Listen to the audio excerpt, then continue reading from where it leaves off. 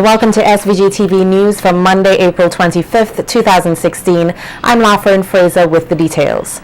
Prior to the beginning of work under the exploratory drilling phase of the geothermal project, a study has been done in the place of an environmental social impact assessment, or ESIA, to determine whether there exists any harmful impacts to land, wildlife, and endangered species, and most importantly, Vincentians and their livelihoods. The study also presents measures as to how best these impacts can be addressed.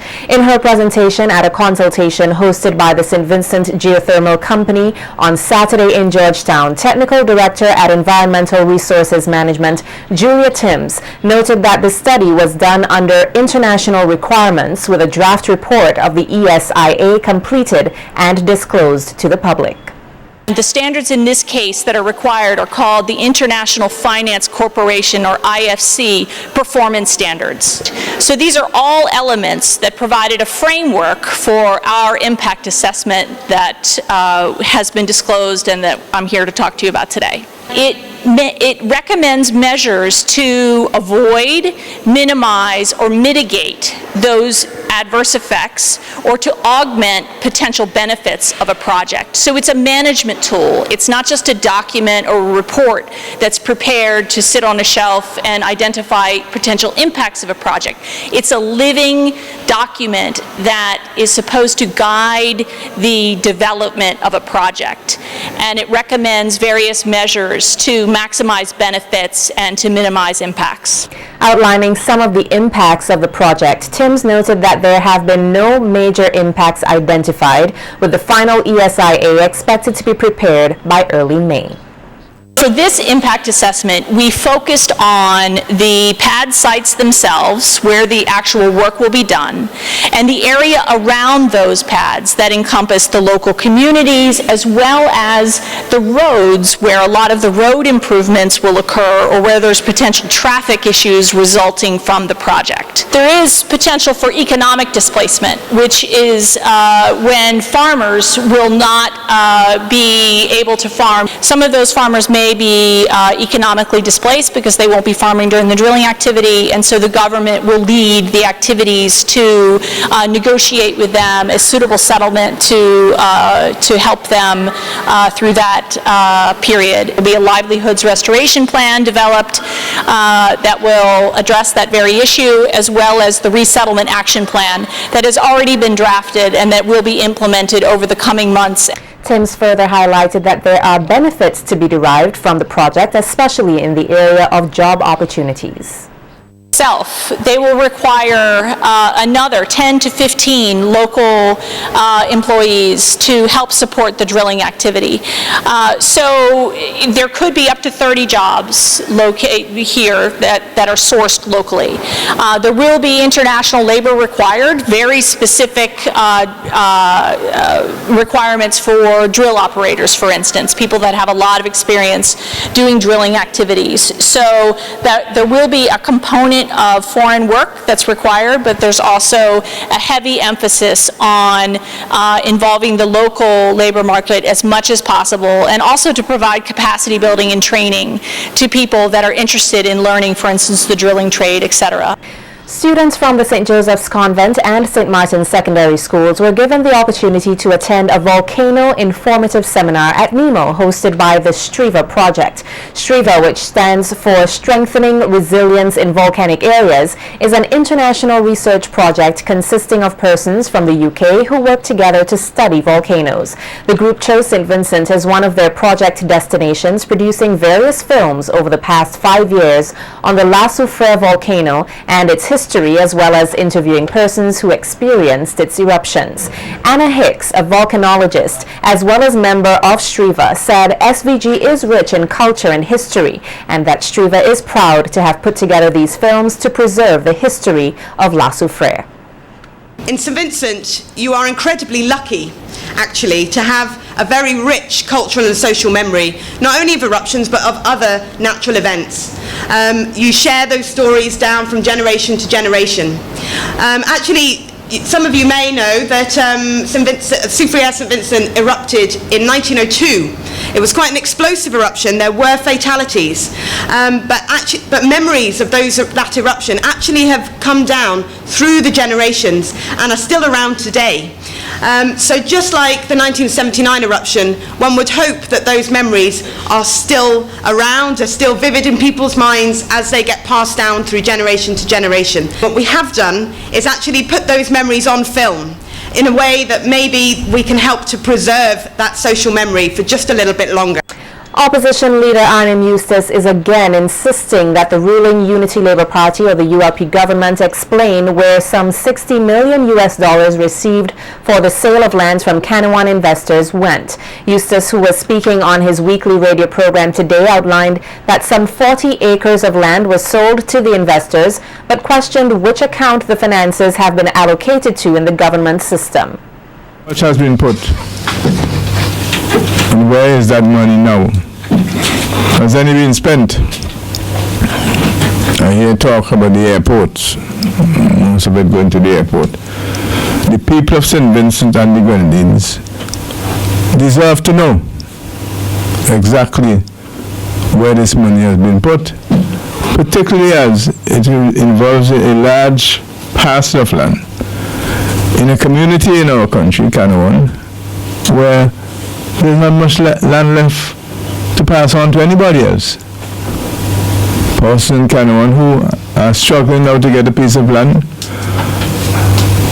who live there, who have children there, and others who want to get a piece of land and they can't. And we're hearing that some 40 acres or so has been sold. And we're hearing that the $60 million it was sold for. I want to know which account that $60 million was put in. The former Minister of Fiscal Planning claims that the sale of the lands on the Grenadine Island has also infringed on the rights of more locals becoming landowners. This is not a joke business, you know. This is a fundamental issue, a financial issue. And in addition to that, is an issue of rights. And we can't just be satisfied with the situation is with the government of St. Vincent and the Grenadines saying nothing. The people of Kanawhan have a right to know.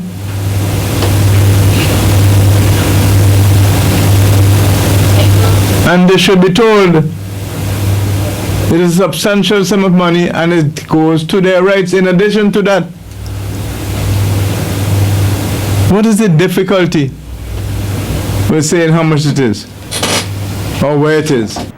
Recently on radio, Government Senator Julian Francis says the lands the opposition leader are making reference to were sold in 2013, which was part of an $80 million supplementary estimate that Prime Minister Dr. Afghan Saabs presented before Parliament and received approval for. He, however, noted that it did not receive support from the opposition, who did not stay on for the debate on the subject matter. Opposition leader and president of the New Democratic Party, Arnim Eustace, is flabbergasted that the governing Unity Labour Party, or the ULP, has for a second time made an application to have the 2 election petitions brought by the NDP struck out from the courts. A hearing in this matter is expected to be heard in open court this Thursday, April 28, 2016, at the High Court. The government lawyers, you know, the application to block our petitions and have them thrown out did not pass the last time. Good. Okay. And the judge had made some statement, if it came near to the time of the petition, then he would have approved it. Well, you're not ready for the petition yet. But the government has applied to strike out the same petitions again. So this is a second time around? Yes. So on Thursday, that process will start in open court on Thursday. Those of you can come in to the court to see it come on. And shifting gears, the opposition leader used the opportunity today to express sympathy to the family of the late Justice Frederick Bruce Lyle, who passed away in Trinidad and Tobago last Thursday, where he was seeking medical attention. Eustace says the late retired High Court judge made a noteworthy contribution to the development of the legal system here in SVG. Vincentians in New York were informed on the issues affecting their homeland and are being encouraged to help with St. Vincent and the Grenadines' development. The appeal came from Minister of Tourism and Culture Cecil Sesmaki, who, along with Minister of Sustainable Development Camilo Gonçalves, addressed a town hall meeting last night in New York. Minister Mackey says the government will ramp up its efforts to keep Vincentians living overseas informed on developments here at home. We have to see ourselves as Vincentians first and foremost, and therefore when we speak, we should represent the interests of St. Vincent and the Grenadines.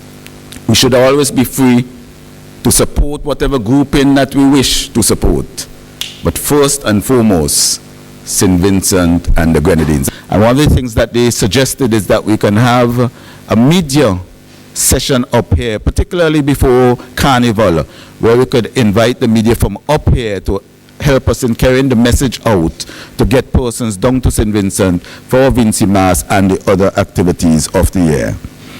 They are also looking at a pilgrimage to St. Vincent and the Grenadines in 2017.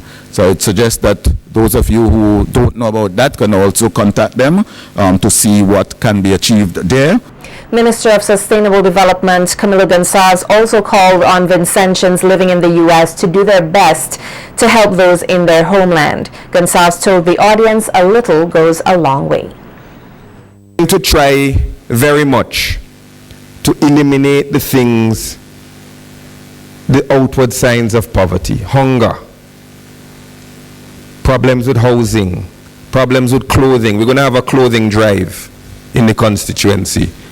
If all of you who come home for Carnival bring one extra piece of clothing or one pair of shoes and drop it off, we're going to have bins. I'm going to have them by my party office. I'm going to have them throughout East St. George. Drop off a shirt, a pair of pants, a pair of socks, and let us distribute that among the poor people. It ain't going to take up any space in your suitcase, really. And I'm not talking about something that the mat don't eat and then in the back of the closet. Talking about a nice something. And let us care about our people in that way.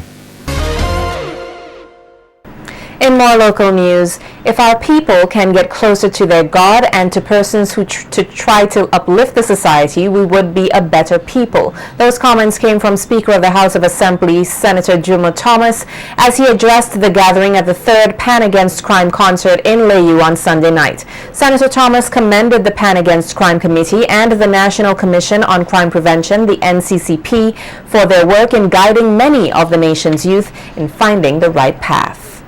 I'm excited that the Pan Against Crime Committee has been functioning since 2008. A number of pan sites have been formed across the country. Some of them enter international competition, and they're doing quite well, and they're keeping our youth on track. The Gospel Fest Committee has also been doing outstanding work. The Gospel Fest Committee has ensured over the last few years that the spirit of our people, their God, their connection with nature and their understanding of who we are and where we came from and what we are here for. The Gospel Fest Committee bring praise in song, they bring praise in prayer. And I am glad to be associated with this activity this evening, because I know that so many of our people, if they get closer to their God, if they get closer to those of us who try to uplift this society in more ways than one, we will be a better people. Also speaking at the concert was Pastor Noel Clark, who also gave high praise to both committees for their work. First of all, the commendation for Pan Against Crime movement. It is a tremendous blessing, and it is working for St. Vincent and the Grenadines. When they go into the communities, there are times I have opportunity to be there to witness, and there are times I listen to them on TV, on the radio, and I'm impressed. It is working. Some people are negative, but I am positive that we are in the right place. When Pan Against Crime is taking place, we're not getting into any trouble. I say we're not getting in trouble. We are actively involved, and to God be the glory. I want to commend the chairperson, Senator Nick. God bless you, and the entire committee. Let's put hands together for them for the hard work they're doing throughout St. Vincent. Come on, put your hand for them. And this evening, we'll be having both of them, the Gospel Fest Committee and the Pan Against Crime. The police are investigating the circumstances surrounding the death of Lesroy Sam alias Magnum, a 20-year-old of Otley Hall. The murder occurred at Rose Place on Saturday, April 23, 2016. Reports are that the deceased received gunshot wounds about his body. The police say a post-mortem examination revealed he died from multiple gunshots. A total of 7 homicides have been committed here for the year thus far. If the nation hopes to do business with the international community, it must meet international standards regardless to its size and economic circumstances. This advice was given by Acting Labor Commissioner Narissa Gittins-McMillan at the launch of the East Caribbean Group of Companies Safety Management System at the ECGC Training Room in Camden Park. McMillan pointed out that while the scope of occupational safety is generally a relatively new concept, SVG must conform to international standards. McMillan added that non-conformation to safety policies can cause legal, personal, and financial consequences, and praised ECGC for their proactive approach. Now, if we agree that people are the key resource in any establishment, then we would also appreciate the need for health and safety policies to go hand in hand with human resource management. We spend most of our waking day at work. It's just natural that we take care of ourselves while we are at it. The workplace then should become a safer, healthier place where productivity increases, in which case the bottom line increases and all involved benefit, causing a positive ripple effect. Congratulations, therefore, are in order to ECGC for getting ahead of the curve. I wish that other individuals or the companies would get on board quickly. It would make our work at the department so much easier. Also speaking at the launch was ECGC's Health, Safety and Environment Coordinator, who stated that her company is a trailblazer in the area of occupational safety in SVG, and pointed out that safety management systems the safety management system they implemented is designed around identifying hazards. The most important aspect of an OSHA's 18001 Occupational Health and Safety Management System is the requirement to identify workplace hazards that could adversely impact the health and safety of our employees and of other persons who may be affected by ECGC's activities. OSHA's 18001 requires that hazard identification, risk assessment, and the identification and implementation of control measures to eliminate, reduce, or manage the identified risks are embedded within the plan, do, check, and act framework. This management system ensures that these requirements are met beyond the general legislative requirements, and it is fundamental to the continual improvement of the occupational health and safety performance of ECGC.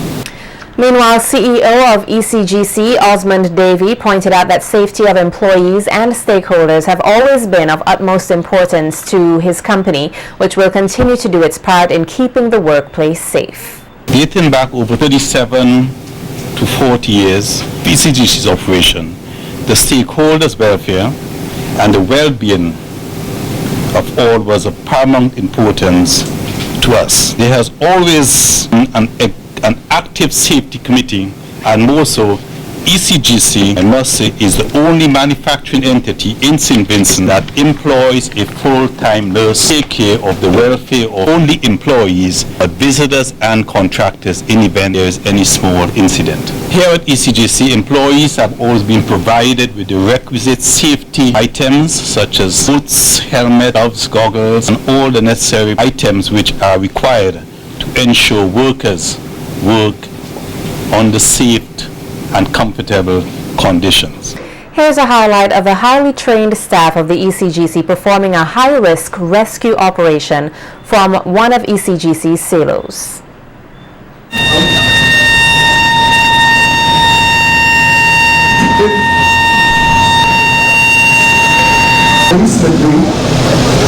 rescuer. But these lines are pull-set lines, and each one of those lines can carry the weight of 1,000 pounds. Under our emergency response system, all persons who were on the compound would be asked to leave. At his head and other parts of his body does not slam into the silo. Just about this point, this is the most critical point of the entire evolution.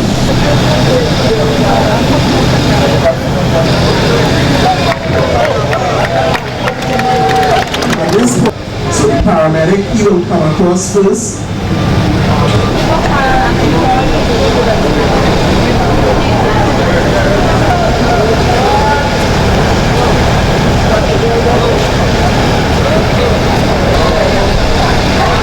So we are going to take it now, and on this, we'll now do a further evaluation. First, she's checking the ABCs. And he's alive. Being taken to the stretcher, into the ambulance.